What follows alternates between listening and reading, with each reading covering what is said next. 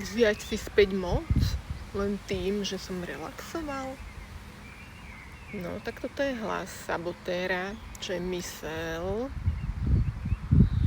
Je to jeden odtieň mysle, ako som to tu už spomínala v predošlých videách.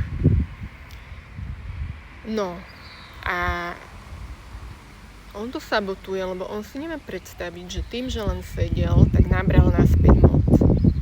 Ale pointa je, že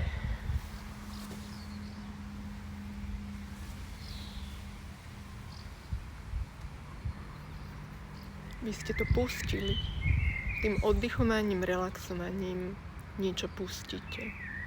Či je to vedomé alebo nevedomé, deje sa to tam, v tele nastane úplne zmena a potom sa odrazí tá zmena aj do vonkajšej reality, 3D reality.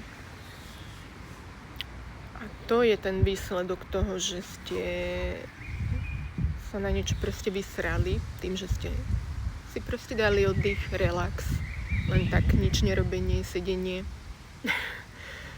A to je svojím spôsobom akt toho vziať si späť svoju moc.